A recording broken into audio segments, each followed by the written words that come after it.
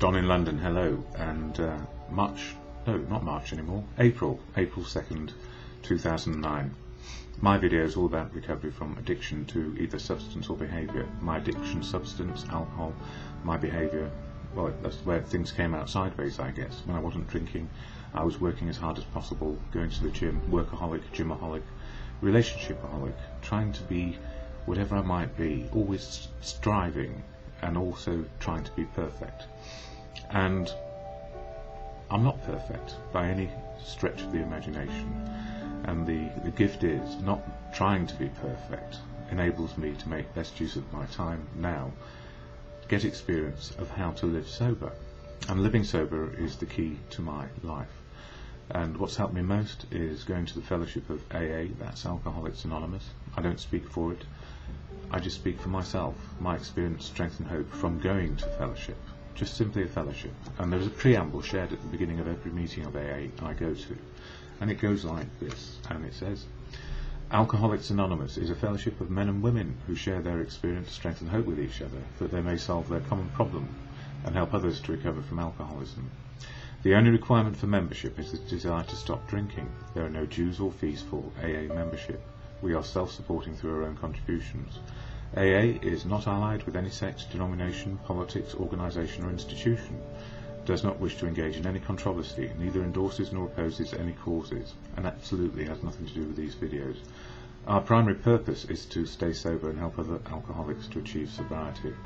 And that final sentence really sums it up. Our primary purpose is to stay sober, one day at a time, and help other alcoholics to achieve sobriety. And it really is a one-day program. And in the program, if you like, or in the fellowship, there are 12 steps, 12 action steps for individuals. And each month I've been trying to enlighten just a little bit of how these steps help me make my life work. So April is all about step 4, as you can imagine. And this book, Daily Reflections, often covers ideas and notions and experience to do with step 4. But as a quick summary, January was all about, we admitted we were powerless over alcohol, but our lives have become unmanageable. That is the only one step that I can get right on a daily basis, and that is not to drink. Came to believe that a power greater than me could restore me to sanity. That was February.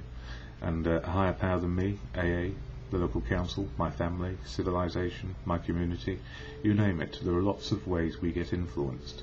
And with wisdom from powers greater than I, yes, indeed. And then 3, which was March, made a decision to turn our will and our lives over to the care of God as we understood Him. For me, God is very easy to understand, and my definition or my understanding is unimportant to you, but I'm going to say it so you understand where I'm coming from, the context of how God helps me in my life. So I'm very much like Gandhi. I like God is truth, God is love, and God works through people. And that accesses the higher notion of good conscience. And I guess for me, I do believe that we all have a good conscience, or conscience that we can appeal to or exhort to, and it could be God of your understanding, and that's important. Your higher power, your understanding of something to do with bigger than you, making headway with a bit of help from those around us. And that's why AA works for me, the fellowship. It is a fellowship, not an organisation. It cannot fix you, but you can learn how to be sober one day only. And this book, as I mentioned earlier, Daily Reflections, has a passage for each day, and April is all about step 4, which is made as searching fearless moral inventory of ourselves. So it's about the assets and liabilities that we carry with us as we get into sober living. So really what it says is we've overworked some parts of our personality, or overused or overutilised, and got stuck in very repetitive addictive behaviour, or attached to a substance we cannot do without. So the moral inventory is really a rebalancing of our assets and liabilities, our character defects or shortcomings. Defects being doing too much of one thing, shortcomings not doing enough of the other. That's the good of good conscience. So when it says for April 2nd, character building, demands made upon other people for too much attention, protection and love can only invite domination or revulsion. And it goes on to say, this is somebody else's take on how it is. When I uncovered my need for approval in the fourth step, I didn't think it should rank as character defect. I wanted to think of it more as an asset, that is, the desire to please people. It was quickly pointed out to me that this need could be very crippling. Today I still enjoy getting the approval of others, but I am not willing to pay the price I used to pay to get it. I will not bend myself into a pretzel to get others to like me. If I get your approval, that's fine, but if I don't, I will survive without it. I am responsible for speaking what I perceive to be the truth, not what I think others may want to hear. Similarly, my false pride always kept me overly concerned about my reputation. Since being enlightened in the AA program, my aim is to improve my character. And, I need to listen to that, or read it and understand what it's saying to me, which is we have to find a balance in life between how we relate to other people and being able to make the best choice based on our open, honest, willing approach to living. And that is making sure we do the right thing for ourselves so that we can then do the right thing for others. And that often is an examination of our good conscience to see where we're coming from. And often we forget to look at situations from another person's point of view. And often that was called sitting or standing in the shoes of another person and looking out and seeing what they might see of me and my behaviour.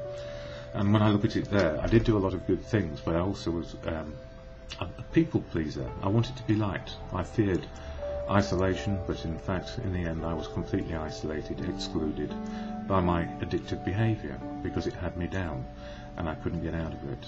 And on Tuesday, funnily enough, somebody said they reckoned in the end that their higher power was alcohol and that they couldn't stop drinking.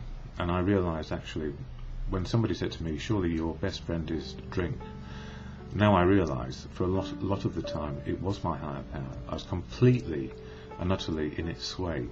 And that's a strange thing to say about an inanimate object or liquid. But these days I don't drink a day at a time and I get the chance to make life work. I'll maybe cover that step 4 thing in a bit more detail tomorrow from the 12 steps and 12 traditions of AA, but I'd like to share what it says in As Bill Sees It. And I'm doing these linearly, so they don't necessarily follow on the order of step 4, but they always have something to say about it, and this is more to do with the higher power.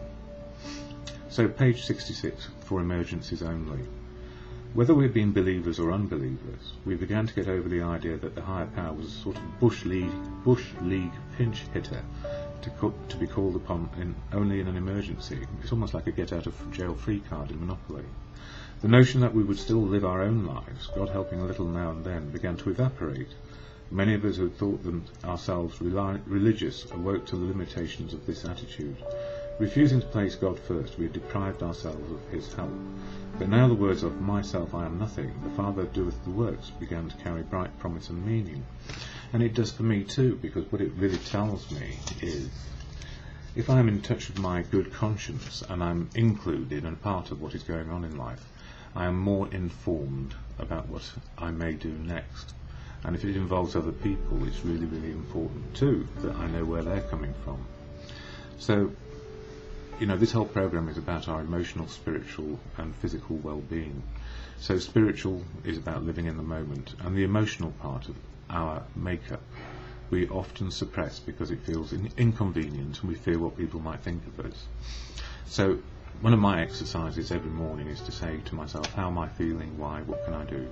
So how am I feeling now? I feel more balanced at the moment.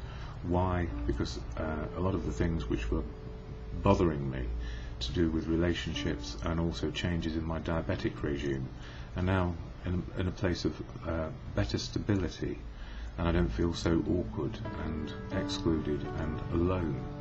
So I'm just gently working out what I can do on a daily basis, and when I'm with people I need to ask, how are we feeling, why, and what can we do, which is inclusion definitely, and assertive for both parties or numbers of people. So when I say the serenity prayer, God, grant me the serenity to accept the things I cannot change, courage to change the things I can, and the wisdom to know the difference, I know I'm really learning just one day at a time.